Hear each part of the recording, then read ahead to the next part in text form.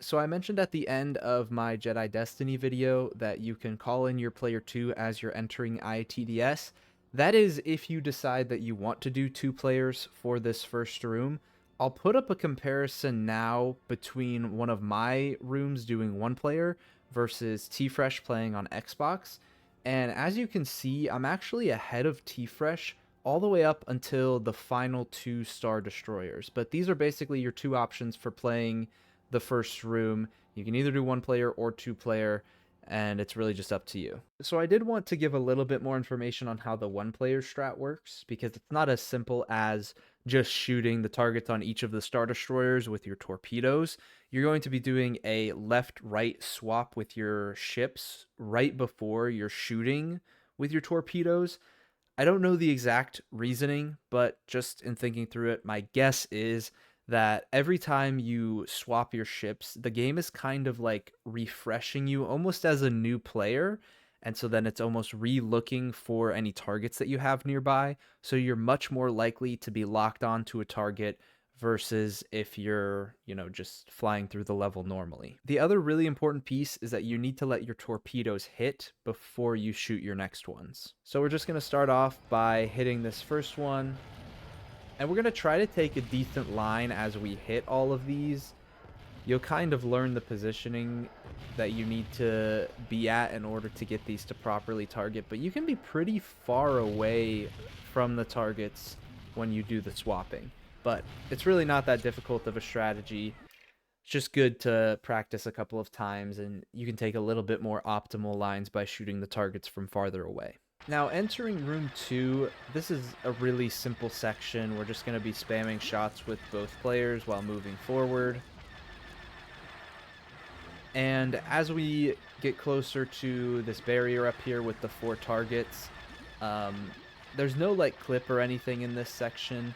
It is good to note that there are these 3 objects that can be targeted with torpedoes, and the way that this game works with targeting is you're kind of locked on to a target for a while. So as we get further into this room, if we shoot a torpedo, if we're not far enough in, then there's a chance that our targets just go backwards because they're still locked onto one of these 3 objects.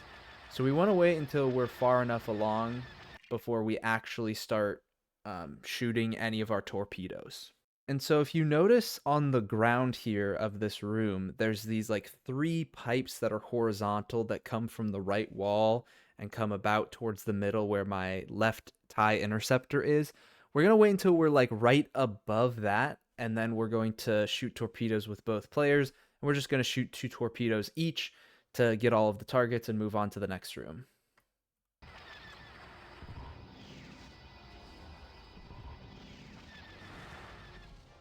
So again, very simple. The biggest thing to note is just that you don't shoot your torpedoes too early, otherwise you'll have to wait longer. This hallway is very self-explanatory. You're just going with 2 players. You're going to kind of keep them left and right because this will also dictate how you play this room here. This can be a little bit finicky, but once you know how it works, it's really easy. So we're going to separate our players left and right, and the screen's not going to pull us too far where we can't keep both of them on screen or in the right position, but it's going to be pretty tight because both of them are trying to push outward. And then we're going to line them up to where when each of the sides open here, we're basically looking directly at them so that when we shoot torpedoes, they're just going to hit right away.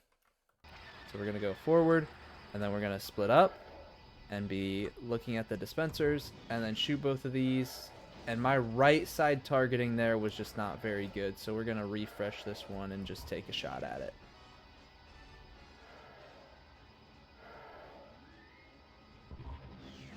That is a much better example of how that is supposed to look. And again, it's not a difficult trick, it's just a little bit finicky, and it's annoying just if you happen to miss. And then heading into the core, just in this hallway here, I'm just going to drop out my player 2 and just play this 1 player, and then we won't need the 2nd player for escaping the Death Star either. And this section here, it's really just shooting the targets. Biggest thing that you'll have to learn is making sure you're in the right position to aim at them properly, and then also not getting too close to get zapped. It's pretty easy if you just do it a couple of times. It's not that difficult. And spamming shots with the TIE interceptor is the fastest way to shoot the targets. So you should be shooting most of them before they even have the chance to zap you, as long as you are facing them directly enough to actually hit them.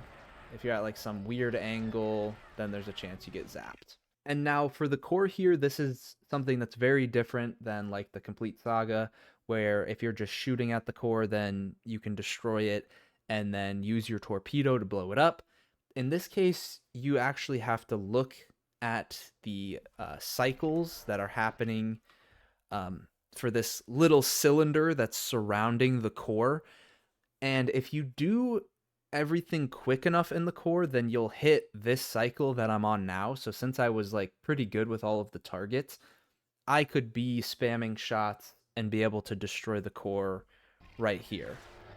But if not, and if you don't quite make the cycle, if you can wrap around and get it where it opens here at the bottom, then that's a good cycle to be on. But either way, if you're going to take a little bit more time, it's better to do it from the bottom here, because then you can like visualize what's happening with the cycle so that you can then face it and spam your shots. And then you're just going to shoot a torpedo. And the escape of this level is really easy. You're just going to be holding attack and then just following along the path. You don't need to do any like corner hiding or anything like that. You're just going to follow along. Pretty sure you could even just hold D-pad down if you really wanted to, just because this section is so simple.